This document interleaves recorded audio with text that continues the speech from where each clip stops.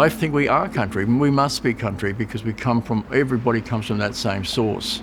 So the trees and the plants and the animals and the birds and the water and the fire and the mountains and there's clouds and the sky and the sun and the planets, all of those things are country and they are each other.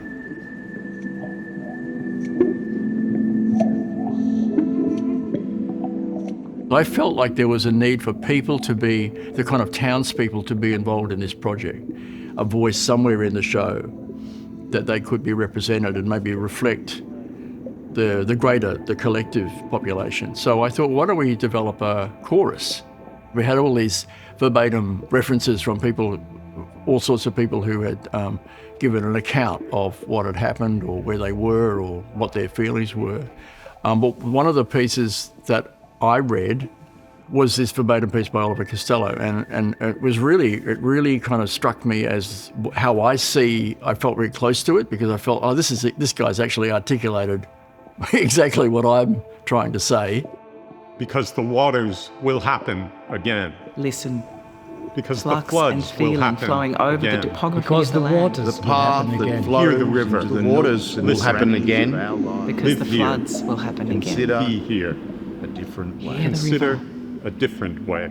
And it's a beautiful piece about country and how we need to consider another way of living here on country. Within Dinner Party at the End of the World, I've been exploring about place. In a way, for me, it's like country itself.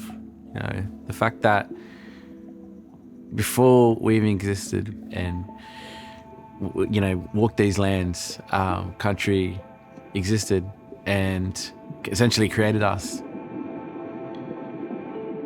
I've got an ensemble of First Nations artists, so from dancers to spoken word, poets, even visual artists.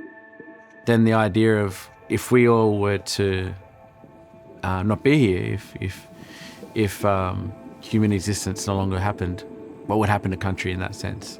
How do we feel about that in terms of country always remaining even after we've gone?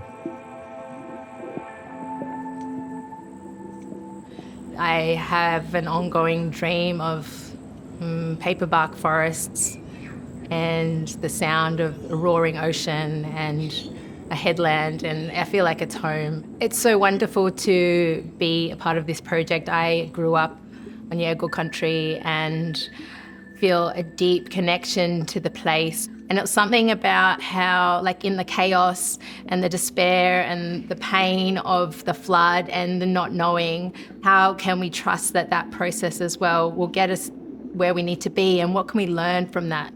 So that also really moved me in a way that I wanted to turn to the river and really feel the power and acknowledge that it is a cycle and that creativity, creation, new growth, new birth is really about also destruction and change. And that was coming back to my curiosity around body and body as landscape, and that we are country and country is us, and what we do to country, it happens to us as well.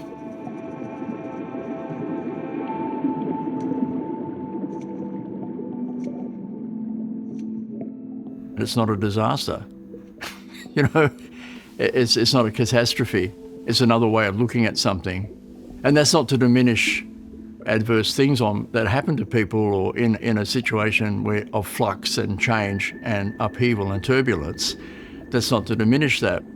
If you can somehow connect to that flood in a way that's kind of beyond the human parameters of the flood or how we define it or how we talk about it, because we'll always talk about it in terms of ourselves.